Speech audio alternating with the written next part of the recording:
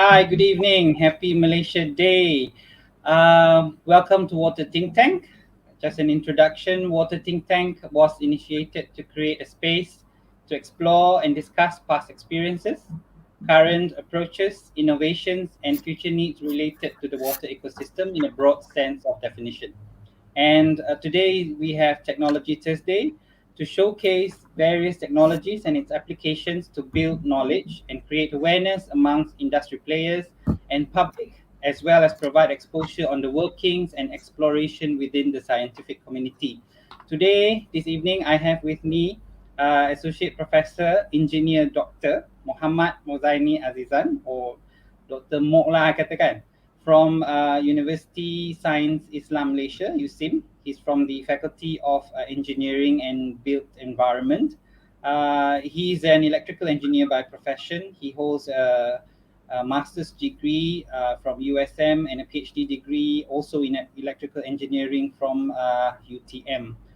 His field of expertise includes power electronics and drives, evolutionary algorithm, renewable energy.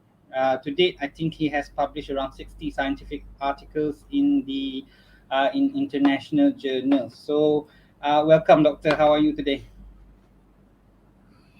Thank you very much, Raja. Happy 16th September to you and everyone. Thank Glad you. to be here. All right. So, for those of you who have joined us today, we are going to talk about digitalizing the protection of the mangrove, right? And we have with us Dr. Mozani, and maybe I'll let you start the sharing session. All right. Thank you very much, Raja. First of all, thank you very much for having me in this wonderful opportunity with Water Think Tank. To me, it is a very huge opportunity and also very huge platform for us, the citizens, to get involved in the ongoings of the technologies and also scientific with water issues in Malaysia. I would like to start tonight with a very good scenery. I would say I Google some mangrove pictures for you guys, right? Okay. Okay. What a wonderful sight, I would say. Is a very breathtaking view. I have to admit to you guys, these are the pictures that I've Googled. I myself have never been to this place, these wonderful places myself. But from what I know, the top half of the picture is a very nice picture about mangrove somewhere in Cherating, Pahang. Okay, so very clear water, very green scenery, mangrove, living there, growing there. And then on the bottom pictures on your left hand side is somewhere in Selangor. The middle one also is from Selangor. On the right hand side, bottom one is a mangrove pictures from the island of Langkawi. So like I said, these are very beautiful pictures of mangrove. In our own country, in Malaysia. But then, the good story about mangrove is not necessarily all green and all beautiful. However, in the next slides, I will share with you what not so green also, and also what, sorry, in the next slide, I will be, talking to you about where actually, the mangrove areas in Malaysia. So in total, our mangrove areas approximately is about 777,558 hectare area. Okay, how big this area is actually 25 or 24 times the size of Kuala Lumpur. Okay, if you ask me. So you have 24 times Kuala Lumpur, the cumulative area of of mangrove in Malaysia. Also this area also a big 8 times the size of Perlis. That's how big actually this wonderful area that we have mangrove in Malaysia. And then you can see on your right hand side is the estates and also the length of the coastline. As I was saying just now, all these wonderful pictures, wonderful scenery of the mangrove, it's not all green. Okay, it's not all beautiful. There are hard truths about mangrove. These slides I'll show you. On the top horizontal pictures is actually the very pictures from Cherating, but the bottom pictures, the three of them, shows the hard truth about mangrove these days. Mangrove in Malaysia, what's really happening? On the bottom one, on the bottom first left, okay, on the bottom first left with the guy in yellow PPE, there was a very huge oil spillage, right? Oil spillage right in the land of mangrove in Port Dickson. This is I have to mention the name because it's all out there in the public domains. Actually, this image come from the newspapers, right? And the middle bottom is another oil spillage, right off some coastal area in Penang.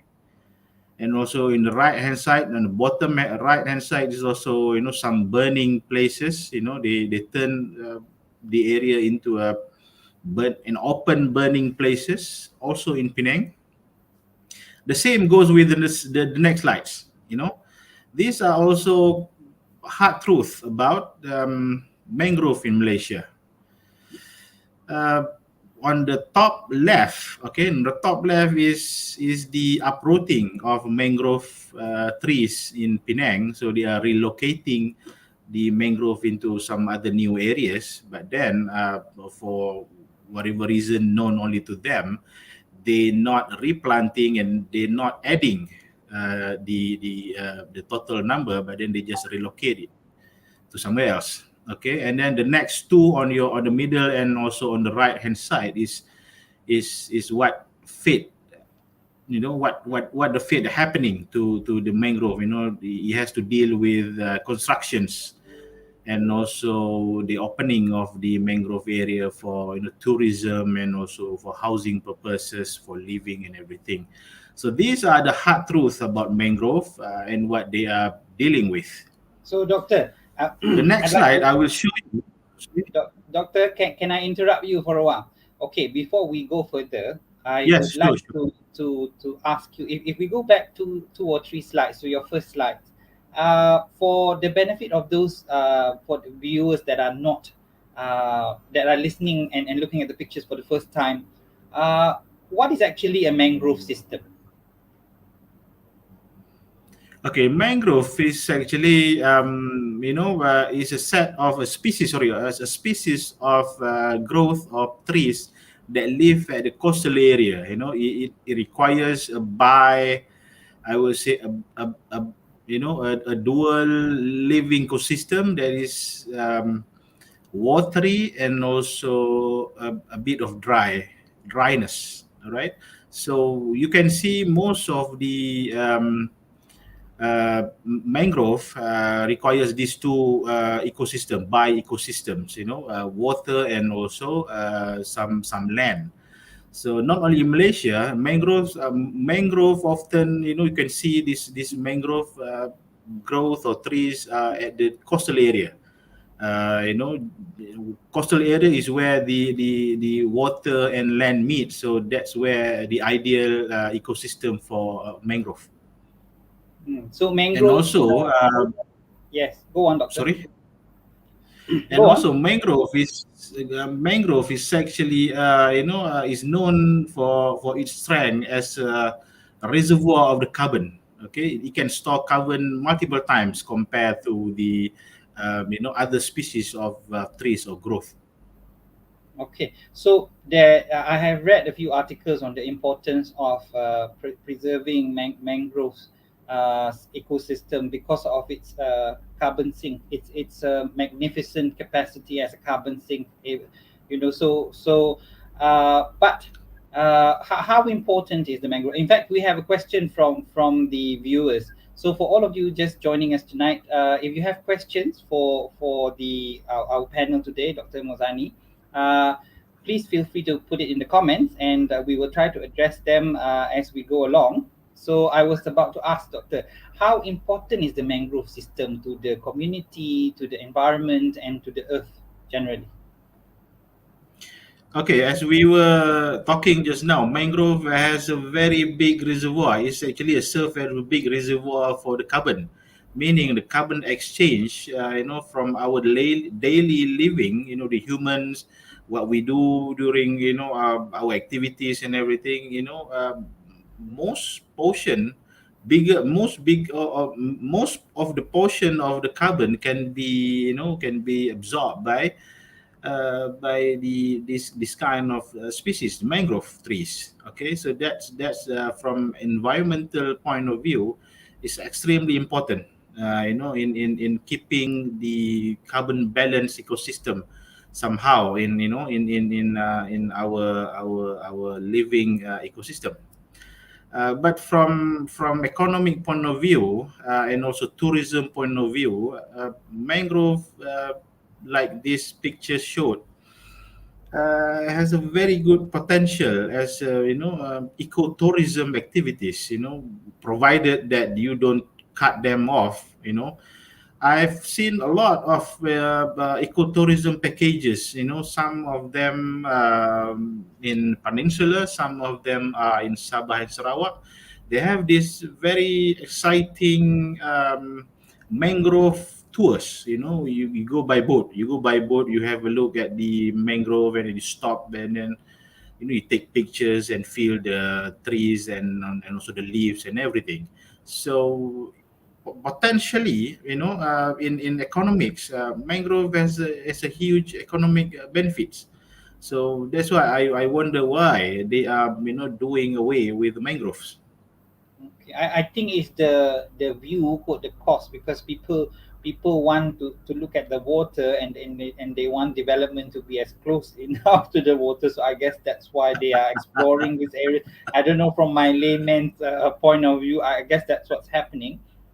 Because people don't get much appreciation of the nature, right? Especially in Malaysia, when you see muddy areas, and I can imagine the parents screaming, thinking that some lizard or snakes or whatever going on in the mangrove.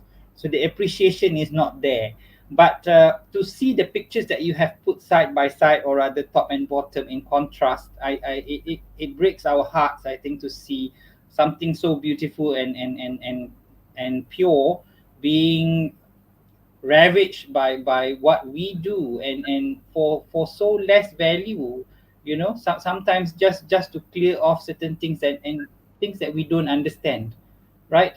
And we appreciate Correct, the correct, work that correct. you do, Doctor, to create something to protect the environment, and to move that protection with the advancement of technology. So I think this is something that very good that I can't wait for your sharing of the actual thing that you're actually going to do. So maybe you can go to your next slide, so I'll just wait and listen. All right, so that here we goes about the upsides of the mangrove and what actually the hard truth about the mangrove. All right, so basically what is happening to mangrove can be seen from my next slide, I would say. Okay, this is the current correlation between the environmental pollution, how pollution in water, in air, and also soil is affecting our mangrove ecosystem. This is happening not only in Malaysia but also around the world. Because like Mr. Raja said, we are doing away with this gem. This is environmental goal for something less. For example, we are clearing up areas for developments and everything. To me, why not you just stay to wherever the environment, sorry, just stay wherever you are, just preserve the mangrove, and also you can have both worlds. This slide, I just want to share with you how our daily activities is affecting the livelihood of mangrove. For example, if we drive our cars, uh, we have transportation issues, we do development area and everything. So what happened is that all this sulfur dioxide, sulfur dioxide SO2 is a byproduct of industrials. If you're burning something of materials, if you're burning something of the fossil fuel, sulfur dioxide will go into the area.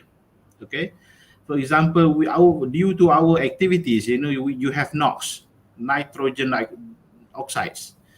All these NOx also coming from our vehicle, our automobiles, and also mix of pollution particles, PM, particles. Actually, pollution particles is complex mix of airborne particles. You cannot see them with your naked eyes, but is there in the air content. So what happened is that this air particle goes up to the sky, goes up to, and also blend with the ion, the rain ion, and then and then what happened is that rain comes down. Okay, all this raining, they bring actually very acidic water.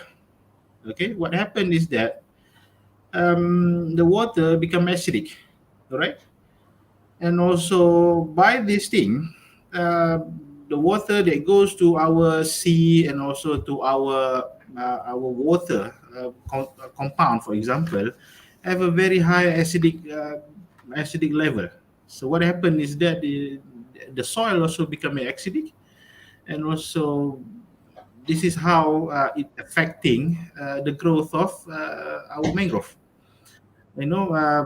Mangrove is living on the very land that become acidic somehow, and then it also disturb the living of the algae, and also including all those unnecessary oil spillage, for example, and also any other additional development that's going on nearby. Things are very bleak, I would say, to the livelihood of our mangrove. So, doctor, let me get this straight. It is not enough that we are cutting the mangrove and intruding into their habitat and removing them from the soil that they grow on. Our activities, our industrial activities, going out with ozone and particulate matter, SOxes, NOxes, and anything we pour into the river upstream, or rather, along the river, it all goes and affects our mangrove system. Correct. Everything that we do, whether we realize it or you know, we never thought of it, or it affecting the bigger picture that is, our environmental. For example, if we say that it's all right for us to drive to work, for example, yes, we have to drive to work, but then maybe you should drive in the environment friendly vehicle, for example, all right?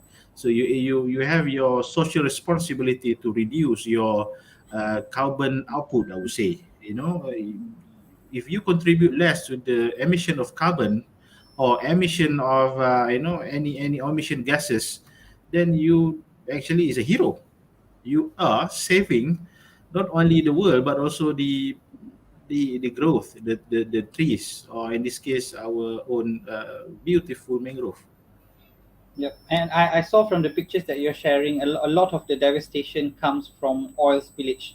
And this still happens. I mean, what happens actually? What causes oil spillage? Is it accidents, or because I haven't heard from the news like there's a big ship that got rammed into the ice, like the Titanic. You have oil spilling all over the ocean. So what actually happens?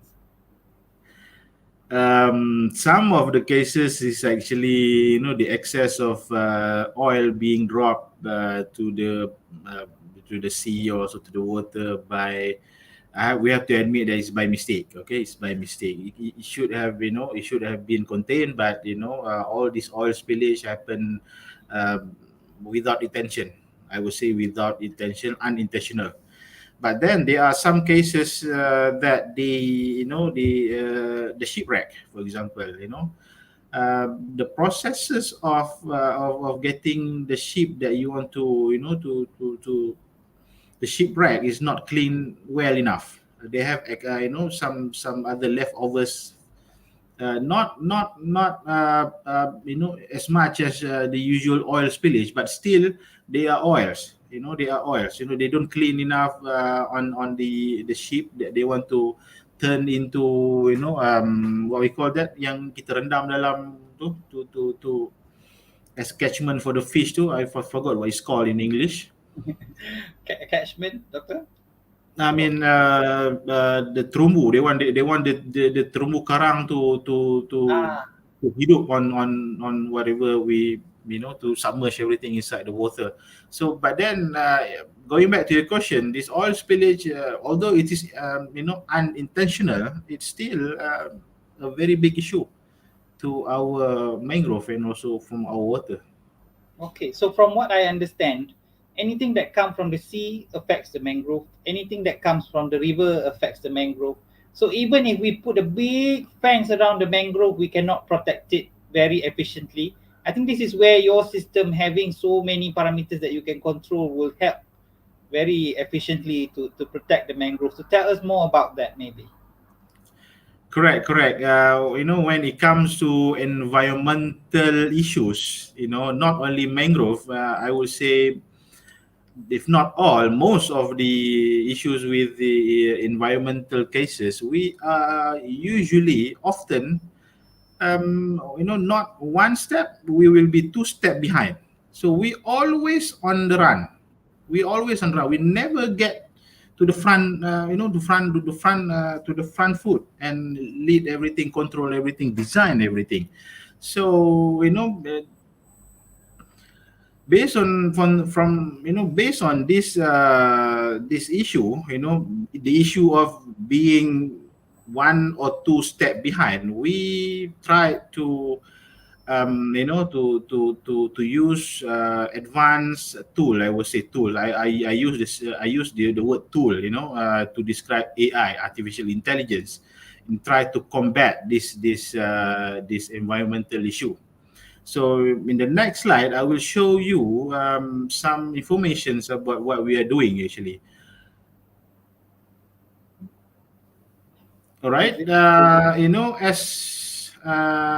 As we know, AI is very advanced. I would say it's not new, but it's just a very advanced tool in order to tackle a complex kind of data. Okay, now environmental pollution have a lot of complex input. I would say, you have oil spillage, you have gases A, B, C, D, E, X, Y, Z.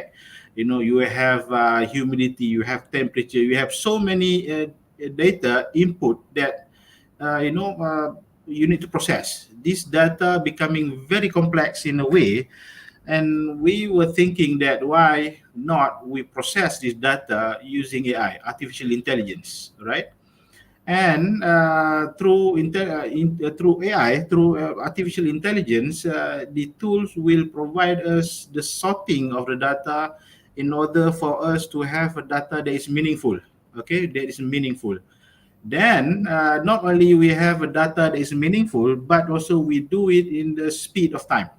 Okay, in the speed of time, what we actually doing. Okay, thank you to the initiative of the Malaysian Research University Network, MRAN, and also Academy Science Malaysia through through uh, through YSN. Okay, through YSN, they provide us some grants for us to to run some research about using artificial intelligence in protecting our environmental, in this case, mangrove. Okay, so you are using artificial intelligence to address the two steps behind problem, because as you say, we were talking about problems coming in from the sea, problem coming in from the sky, problem coming in from the river, kan? So we can use technology, we use artificial intelligence to help us manage all these parameters. And what can we do with the parameters, doctor? I mean, what happens? Okay, okay. There are misconceptions about AI. Thanks to Hollywood, there are so many misconceptions of AI. For some people, they see AI as the God's replacement. AI is some kind of God status. AI decide here and there. Actually, in the real sense, nothing decide for us except ourselves. All right. In this case, also, our artificial intelligence system or technology, they just sort the data, the very complex data, into something that's meaningful in record time, and we decided to do what to do with the data. For example, what we are doing now is actually called an alert, an early warning. Okay, and it's like an alert system. It's early warning of any potential environmental issue, revolving mangrove. We design it in a way that all our sensors be able to detect any deviation that we set in the algorithm. Once the algorithm or once the sensor decide is there any deviation, the slightest deviation or the medium uh, status deviation, the alert system will trigger the community, the trigger, and also the trigger the system owner, so that there is a potential of pollutions coming. So, doctor, this is a learning model. It continues to learn. We Okay, at the moment we are finalizing the algorithm, but we are looking this more into community service, and also or what we call it a real model, meaning we will be following this algorithm with community kit. We are developing a community kit, a kit that for the community, that you put your the kit into an upstream river or downstream river, and then by using our algorithm, okay, we will get the algorithm into to the cloud. The sensor will sense and push everything to the cloud by using our algorithm. We will be looking, or will be observing the issue of environmental real time. I will say a real time. So, in a very simple way to put it, you have multiple sensors that are being put in strategic places, and these sensors continuously provide information to your AI machine or your AI mechanism or other Correct. model, and this AI or rather your model processes it and makes some decisions, and this decision can predict and alert us for some mishaps or some disasters that are about to happen. So can you maybe explain more on that? Correct. What What does we it alert actually us on? All right. So what the system does is actually it takes a real time data. Where the sampling rate is almost uh, 10 per minute. Okay, we are looking at 6 seconds per data. Okay, so we have a huge data that the sensors detected a huge amount of data. We don't only have one sensor, but we have a lot of sensors as well. So each of the sensors and a lot of the sensors is sensing and giving us a lot of data. The data points out that the deviations of, let's say, water quality, for example. Let us choose one temperature, for example. Is there any deviation from a standard, or the temperature that's supposed to be? Okay, so these are the data that shows us any deviations of the standard, or of the value, the benchmark value that we put in the algorithm. And then this algorithm or this system will have a pattern will apa nama, I would say, will develop a pattern that we can see through time, over time, and then will be able to monitor from time whether if the temperature, on the rise. If the temperature keep rising, then it will trigger an early alert system, so that we have to be prepared. So this I would say this is where we are actually one step ahead. Previously we always, the environmental issue happens, then only we come in.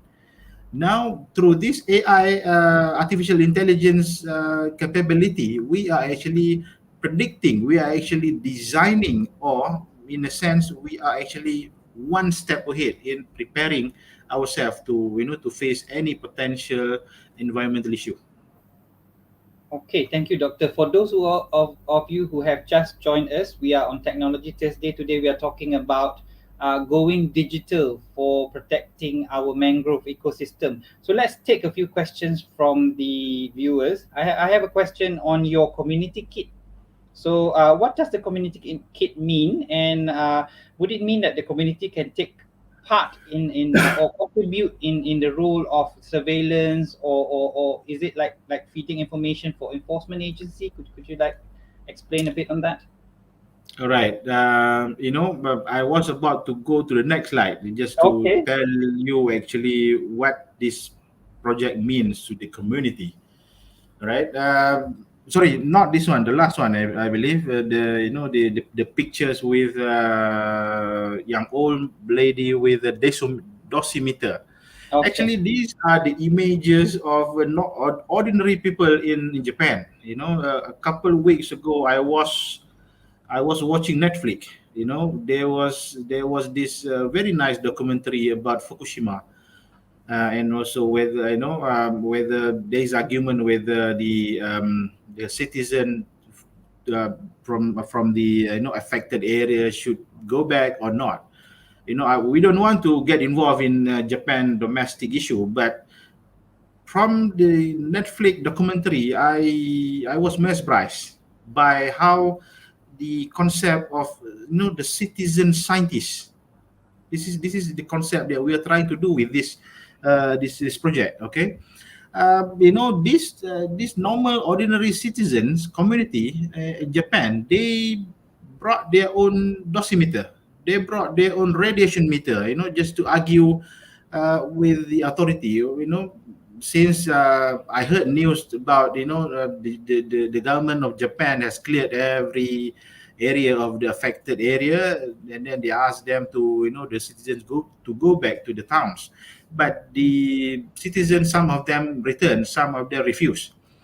I like the way they argue.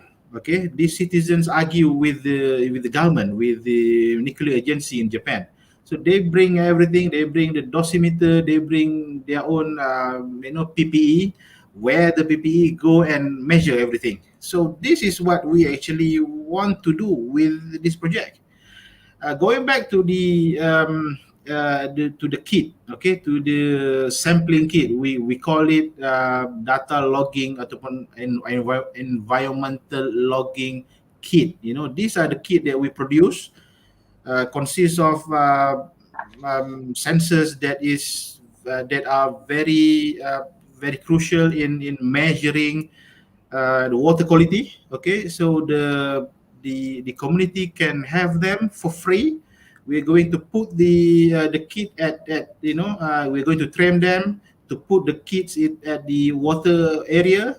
Then the sensors will get some data, and then by using our algorithm, they will be able to tell the authority, or for their own knowledge, what kind of water quality they have at their area. Okay, if they decided to bring that case, for God forbid, if they found something, they have something in their hands to bring to the authority, and hey, look, water is not well, or water is kotor, is dirty. Okay, okay. So that's where we are going with the kit, and also in regards of citizen scientists. So this is a very big and very good work you're doing, Doctor. It means that you're not only bringing technology to protect the mangrove ecosystem, but what you're doing is you're also empowering the communities within the mangrove, people who are affected. Now they can actually have more ownership. When they can actually go and test what's going on with the water, and what other things can they do with the kit? Okay, from our side, we actually have the responsibility to train, some community in Kerry Island, okay, Pulau Kerry. Try to empower them, to empower the community how to how to use the technology, not only the kit but also some handheld measurement devices, for example. You go there, you ask them, you teach them how to measure water quality, for example. You install one air quality index meter at the community center, and then you log data from there.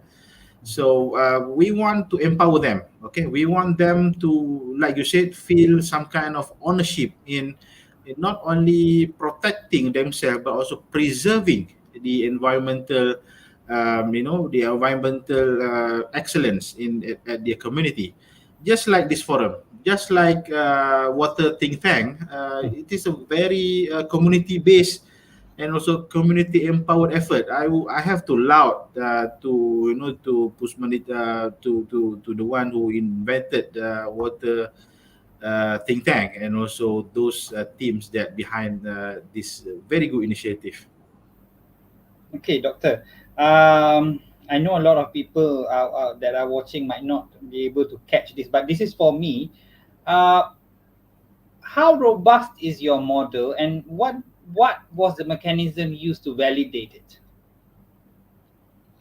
All right, we have spoken to a few parties. Try to get their feedback, try to get their thoughts on this algorithm.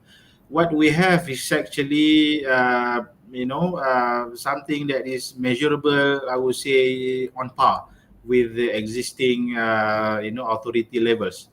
Based on these findings, we have published a few of our results to the reputable journals and got accepted. That means the algorithm is measuring well against the standard of I would say the world. So it the data that you're collecting is not just going to be useful for protecting the mangrove system. It can be shared and be used for other decision making, policy making, and it could extend. I'm thinking so many things now that it can be useful for. So who has this data and who has access to it? We actually sharing this data. Okay, we in principle we agreed as a team. I have to mention their names. Me, Dr. Karunisa, Dr. Hani, Dr. Sarah, and also Dr. Istajib. We agreed that this project has to be the impact of this project has to be more than just papers and also machines, laboratory issues. No, we would like to open the data for sharing to anyone who interested in this data. They can obtain from us. We are going to have one general, I would say, general point of source of knowledge, or data source that we are going to share with everyone. Okay, thank you, Doctor. We have a question from the audience, from a Mr. Ian. He wants to know about the parameters that are going into your model. For example, the question is, are there other parameters such as organic matter, fungi, bacteria that may damage the forest also considered in the model? Okay, we have a few specific ones. I wouldn't want to go to very technical Yeah. level, but all those ozone, sulfur dioxide, nitrogen oxide, PM, pollution particles readings are all with our sensors. But I think outside from this platform, we would be happy to share our design with everyone. So I think I better leave the technical side aside for now. Otherwise, it's going to be very technical. It's not going to benefit the larger communities.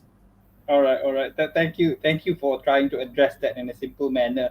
Well, it sounds like you have a team from various backgrounds, and this is a multiple organization effort. Can you tell us about that? Okay, this project is actually being spearheaded by Dr. Karunisa. Okay, she's an academic from University Malaya, and also we have five of us, including her, is me from University Science Nasional Malaysia. We have Dr. Hani Fazana from again University Malaya, Dr. Istajib Mokhtar from Simlaya, and also from Simlaya, Dr. Sarah Abdul Razak. So five of us involved in this project through a grant granted by the MyRGS initiative, Malaysian Young Researcher Grant Scheme, which is jointly awarded, I would say, by the Malaysian Research University Network, and also with Academy Science Malaysia (ASM).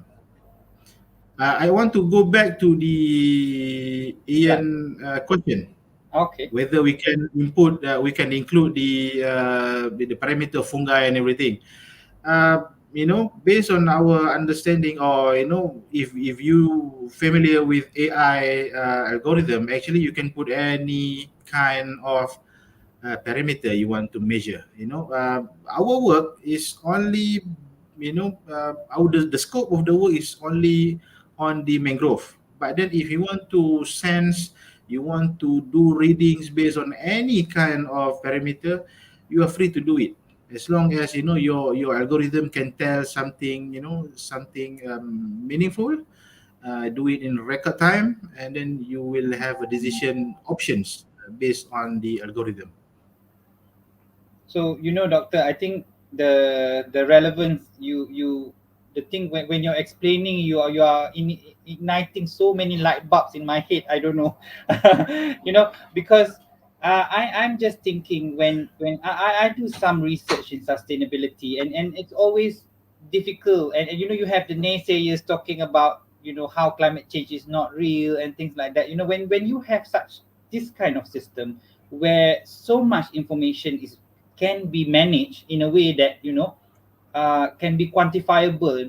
So like you can I'm thinking this system is not just exclusive to mangrove. I mean, you can extend it to river, you can extend it to the forest, you can extend it to the air kan. So Correct, correct, maybe this not just goes into AI, it goes into like a whole system of data management. I think this is what people call big data, right? So correct, yeah, correct, correct. maybe you can add on more on that. I mean, are there future plans for that? The reason we do this, is that, like I said to you, we are quite angry. We are very angry actually, because when it comes to environmental issue, we often have to deal with the consequences. We never go ahead. We always two step behind. So that angers us. So that's the idea. Why we need to have, how we are going to be one step forward, one step before things happen.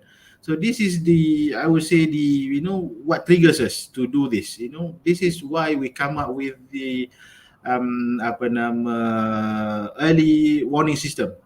The system can detect even the slightest deviation from whatever benchmark value that you put inside, in the algorithm. So we, being fair, we just use whatever, the benchmark value is whatever is being decided by DOE. Okay, so any deviation from DOE standard, then the system can trigger.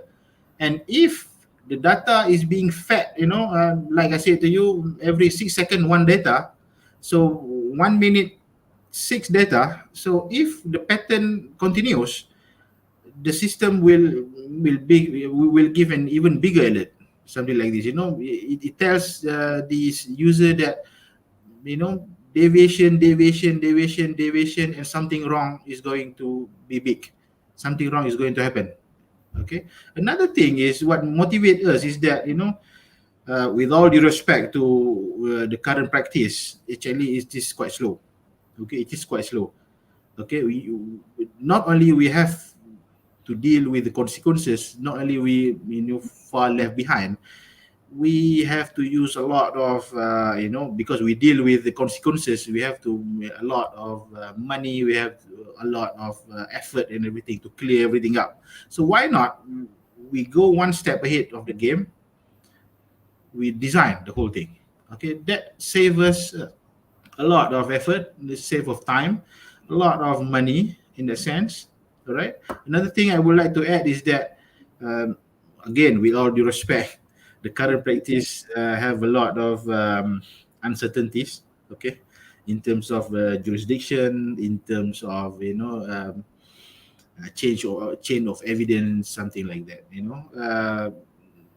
I, I'm not boasting, but if this system is implemented everywhere, we can have a clear chain of evidence. Okay, the system is not going to prosecute, but it's going to tell you who spilled this and where this spillage come from. That is the chain of evidence. It's going to be so strong that, God forbid, the prosecution can, the cases can stand in the day of court.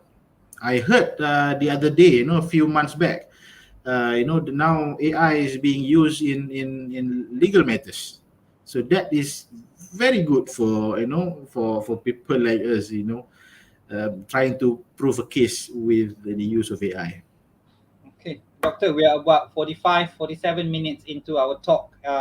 For those who just joined us, we have with us today Dr. Mozani from USIM, and we are talking about using digital and AI technology to protect the mangrove.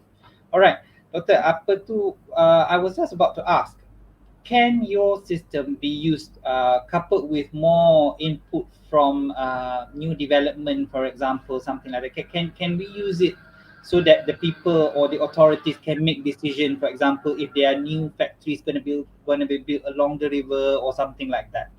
Can the application be extended to that to make that kind of high level decision making? Yes, actually, I'm not boasting. The thing with artificial intelligence and also algorithm is it's actually very huge amount of work with you can use, for either for development or environmental or anything. Just we need to know for certain what we want from the system. Okay, for example, for this project, we want to know the deviation of anything, the sensor, the reading by the sensor, anything that deviates from national standard. We pick the parameter. We know it is very important. We know what the parameters for, and also we go find the sensors, the appropriate sensors that is going to give us the reading, that going to pick up the parameters data from real time. Going back to development purposes, yes, we can have that, but first we need to decide, what the use of artificial intelligence, the data that we're going to harvest, what kind of data we're going to harvest, and ultimately what kind of decisions that we're going to use, what we are going to decide using AI. Mhm. Doctor, I can't help but think, how we have ways ways help us to travel from point A to point B, but behind the system, it does help us to avoid accident. It helps us to avoid police roadblock. it helps us to avoid the speed trap. It helps us to avoid traffic jams. So I'm just thinking, if we had, we distributed your kits all over the country, and you have this kind of approach where people can feed the information into a central model in the cloud, for example, just like Waze, and you get data to see where the river is dirty, or where the mangrove needs help, and I think we can extend it so much more. So I don't know. I'm excited. Where do you see this 1 or 2 years or 5 years down the road? In the earliest of next year, we are going to set up, set up a dashboard, that there is live dashboard that is going to, to give out the outputs from our system. From the dashboard, you can tell location A, what the content of the water quality, what the content of what the state of the apa nama, the land, the soil, and also what state of the air. You know, we going to put this live. God forbid nobody come and serve us notice. But big data has a lot of capability. It's tremendous capability. Like you said, now we can avoid every traffic jam. Okay, the algorithm also can tell you which route or which route that is going to save you the most money. Okay, which route is going to the shortest distance. All this is being done by and through real time application. You get the data from from seconds, in seconds. So they decide to you. So that's why, in this new age, correct, they were saying it correctly, data is the new oil. Yes, yes. So, but we get a lot of fear from people on excess of data. I mean, I don't see it personally, but a lot of people have fear when certain people have access to data. So how will your team overcome this hurdle? uh, the access of data should, in our opinion, the access of data should be open. Okay, the interpretation, what we have to deal is the correctness of the or the interpretation of data. Okay, mathematics doesn't lie. I told my students, your thesis has to stand on the mathematics. Like I said to you, the mathematics doesn't lie, data doesn't lie, numbers doesn't lie. Okay, the only thing that matters is the how you present it. Okay, and whether it's all, with all due respect again, the perception behind it. Okay, the behind it. But then you cannot. Numbers don't lie. Numbers don't lie. I would say numbers don't lie. From our perspective, the data is free for all to share, for your benefit. But we are doing it because of we're trying to get the AI to the community. You are getting this to the to the general public level. There's no point doing something and then you get shared and then you publish everything, but then it's not being enjoyed by our community, our people, our very own Malaysian. Okay, doctor, we don't have much time left. We're about 55 minutes in. I do want to ask, what was the biggest challenge in implementing this project? Apart The from biggest, getting the money lah. the money quite generous one. Okay, the quite generous number they gave us, alhamdulillah. Like I said to you, okay, with all due respect, the biggest challenge is data. You know, you are correct in every way. People are scared of data. People are scared of sharing data for reasons only known to them. Okay, but this has to change. This has to change. The new forward is, the everyone should have the data. Okay, should have data. Should they? The only thing is that you have to use data wisely, so everyone benefit from it. So that's the bottom line of everything on the data on this data issue. Okay, okay, Prof. Maybe just one last before we conclude. I do want to conclude a little bit more on a lighter note. But what would you have to say for inspiration for young people in the STEM? I mean, going into science and technology and mathematics. So, any inspirational words you'd like to share? I would tell them what my late father told me. Pay attention to class, but I'm going to add one more. Pay attention to big data. Okay, the very next person that controls data is going to control the world. Agreed. I think it's already happening. This is why a lot of the powers that be, the bigger powers, they are always concerned about data security, how data is being collected and how it is being stored. You know, the data security. You have people talking about smart city and machine learning and things like this. So I can understand that it's a very important part of your work as well, part and parcel, right? So let's go on a lighter note. I think you've gone around the country looking at some nice mangrove areas. So if there are areas that you would recommend for people to go and visit without spoiling the mangrove, so where would it be? I've been to Kuala Sepetang. Kuala Sepetang mangrove area is very good. They have dedicated, walking tour, and then not to mention, Kuala Sepetang also is one of the very few area that some species of the bird coming from all over around the world. They stop by for a season and everything, and then they goes away. So to me, it's quite a special area, for you, the nature lovers, try to observe, mangrove and also appreciate mangrove in Malaysia. So okay, for those of you who are looking to look at mangrove, Dr. Mozani is suggesting Kuala Sepetang. So Kuala Sepetang we can go and visit for taking apa tu, looking first hand lah on mangrove, right? Okay, so we are coming to an end of our allocated 1 hour. Thank you very much, Doctor, for spending your evening with us and talking about the work that you have, and no doubt it's an amazing work that you have done with your team. Thank you very much.